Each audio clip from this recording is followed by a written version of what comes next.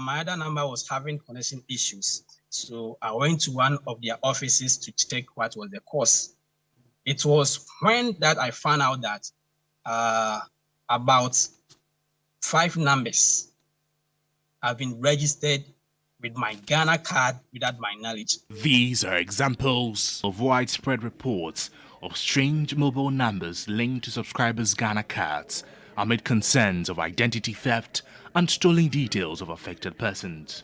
Over the past few days, some telco subscribers were shocked when they discovered their Ghana cards had been used to register strange or unknown numbers. On a constant basis, the industry, the regulator, together with the MNOs, are looking into these things and finding ways in which, these fraudulent practices are dealt with. These instances, coupled with other reported fraud cases, despite the SIM registration, suggested that the SIM register being built in Ghana had been compromised.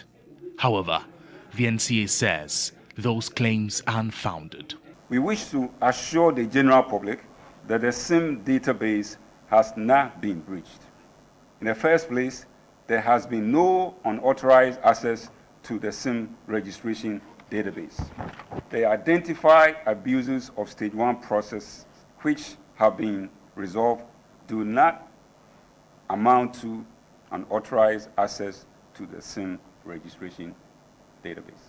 From May 1, subscribers could use a short code *402*1# to check the numbers of SIMs registered with their Ghana cards and to proceed to the link sum. In the coming days, MNOs will introduce a system to enable subscribers to check the number and details of the SIM registered in their respective names. *402*1#. And if for some reason there's a SIM that is associated with your Ghana card that doesn't belong to you, there's a process that you can follow to get that SIM or SIMs delinked. The NCA says service to 11 million mobile phone subscribers will be deactivated by May 31 as the active mass SIM registration comes to a close. Active mass SIM registration for existing SIMs is coming to a close. 11 million SIMs which are yet to begin the registration process. The subscriber of these unregistered active SIMs have up to 31st May 2023 to complete their SIM registration or have the SIMs deactivated, delinked from the network. Subscribers who do not genuinely have Ghana cards will have to prove that they do not have Ghana cards to prevent SIMs being deactivated. All right, so let's do some more analysis on the back of this latest press conference by the National Communications Authority. I've been joined on the phone lines by Sam Nate George, who is a Member of Parliament for Ningo Papam, I think. Thank you, sir, for your time. You've heard from the National Communications Authority boss. He talks about no unauthorized access to the data of SIM registration and suggesting that it is consistent with the experiences that we're seeing. What's your own analysis of all that's happened so far? Well, good evening to your viewers. I believe that I've listened to the NCA, and the NCA is playing the ostrich, to put it lightly, because the NCA cannot tell us that they don't know what constitutes a breach of citizens' or personal data. You have a situation where the data, Ghana card data of citizens has been inappropriately used by assigns of MNOs without the prior approval or permission of the owners of that data. That in itself is a breach. And the system on which this breach happened is systems that were put in place by the NCA for the MNOs. The NCA must be talking to us about what remedial action is going to be taking there. We're not talking about a breach of the subscriber database or anything. We're talking about personal data that has been used fraudulently without the permission or approval of the owners of those data. The NCA is silent on that. The NCA hasn't said anything about that. And that, for me, is problematic. And with the That for MNO, me is you're talking about the problematic. mobile network operators, right? Sorry? With the MNO, you're talking about mobile network operators. Yes, mobile network operators. Right. So, And so if that has happened, what is the NCA doing about it? but if these concerns are isolated and do not represent a larger picture, why do we have to take them seriously? I don't know what you call by isolated.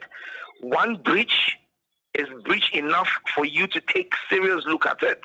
And has anybody done any work to see the extent of this breach? How many people have, what systems, what have they done? What audit has been carried out of the system so far for us to know the number of people who have been affected by this? How many SIM cards how many Ghana cards have been used fraudulently? How many SIM cards have been registered? The NCA doesn't put any of that data available to us. Some would say Sam George is only crying foul. Sam George, and by extension, the National Democratic Congress, is only crying foul because you've consistently raised concerns about the registration process. And so, I mean, this has come in handy for you and you're only, crying wolf. Not at all. We've been speaking to facts, and we spoke about this breach, the possibility of this breach over a year ago in October 2021. We spoke about possible breaches. You understand me? And at that time when we did, they said we were crying wolf. It has come to happen now.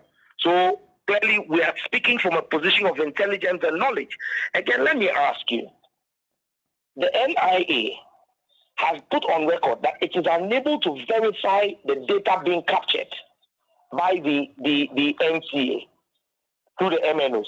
If that is the case, that it is unable to verify all the Ghana card data that it is using, that it claims it is using to register, is unverified. Nobody knows whose real data it is. So on what basis are they saying to us? On what basis are they saying to us that they are verifying data? They are not verifying the data. This is not different from the first SIM card registration, where the NIA is not able to verify the data that the NCA is collecting through the MNOs.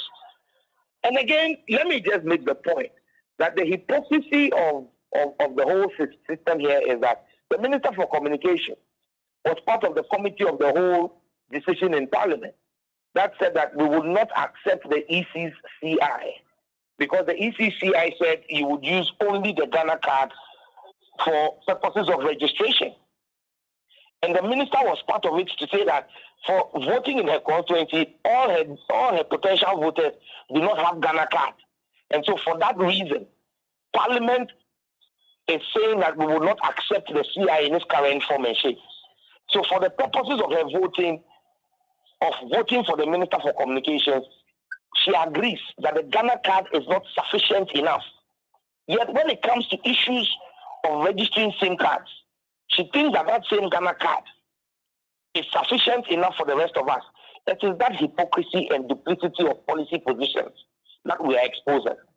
Mr. Sam George, I've got to say a big thank you to you for your time and for joining us here on News 360.